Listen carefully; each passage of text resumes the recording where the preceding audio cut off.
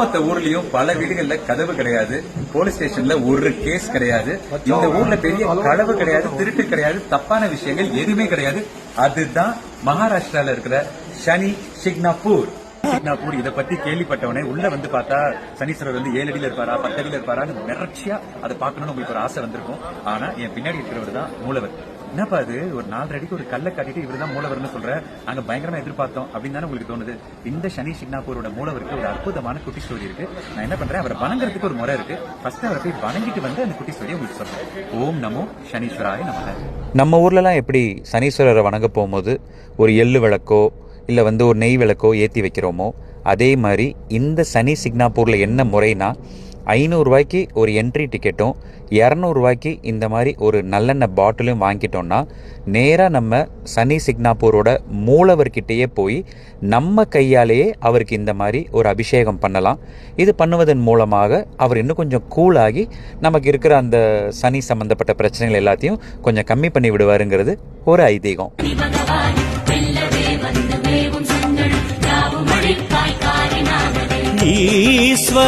சனீஸ்வரரை வணங்கி முடிச்சாச்சு. இப்போ இந்த சனி சிக்னாப்பூர் பத்தின ஒரு குட்டி ஸ்டோரி. ஒரு 400 வருடங்களுக்கு முன்னாடி எனக்கு பின்னாடி இருக்கிற இந்த பனாரஸ் நதிக்கரையில ஒரு பெரிய 4.5 அடிக்கு ஒரு கல்லு ஒண்ணு வருது. அந்த கல்லை பார்த்த ஒரு குட்டி பையன் வந்து, ஆஹா இது நம்மளுக்கு துணி கிணி துவைக்க உதவுமே, ஏன்னா பாக்குறதுக்கு நல்ல வண்ணமா இருக்கு அப்படின்னு சொல்லி அந்த கல்லை வந்து புடிச்சு அப்படி இழுக்க ட்ரை பண்றாரு. அப்ப என்ன, ஒரு கட்டையை வச்சு அதுக்கு மேல படும்போது அந்த கல்லுல இருந்து ரத்தம் வரதை பார்த்தோன்னே அந்த பையன் பயந்து போய் உடனே ஊர்ல இருக்கிறவங்க எல்லாம் போய் கூட்டிட்டு வந்து பார்த்து அந்த கல்லை வந்து அசைக்க ட்ரை பண்றாங்க. யாராலையுமே அந்த ஊர்ல பெரிய வீரன் கூட வந்து ட்ரை பண்றாரு. ஆனா அந்த கல்ல துளி கூட அசைக்க முடியல. எல்லாருக்குமே பெரிய டவுட் ஆயிருச்சு. அப்புறம் சரி கல்லு தானே, அது பாட்டு கிடக்கட்டும்னு விட்டு போயிட்டாங்க.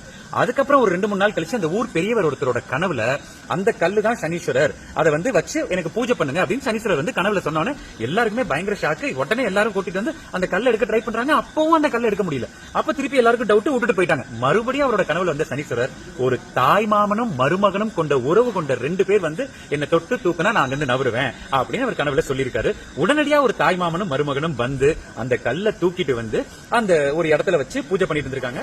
அன்னைக்கு முடிவு பண்ணதான் இந்த கல்லு தான் நம்மளோட சனீஸ்வரர், அதாவது சனீஸ்வர மகாராஜ் அப்படின்னு சொல்றாங்க அவரை. சோ அன்னையில இருந்து வணங்க ஆரம்பிச்சோன்னே மக்கள் எல்லாருமே அவ்வளவு நல்லா இருந்தாங்க.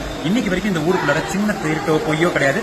அதையும் மீறி யாராவது முயற்சி பண்ணா அவங்களுக்கு கண்ணு போயிடுங்கிறது ஐதீக சனி, 7.5 சனி, அது இதுன்னு நிறைய பயமுறுத்திட்டே இருக்காங்க. அதெல்லாம் வேணாம். நம்ம தமிழ்நாட்டில் இருந்தீங்கன்னா திருநள்ளாறு இந்த பகுதியில் எங்கேயாவது இருந்தீங்கன்னா கண்டிப்பா வாழ்க்கையில ஒரே ஒரு தடவை சனி சிக்னாப்பூருக்கு வந்து நீங்க சாமியை வணங்கணும். இப்போ உங்க எல்லாருக்காகவும் நான் நல்லா வேண்டிட்டேன்.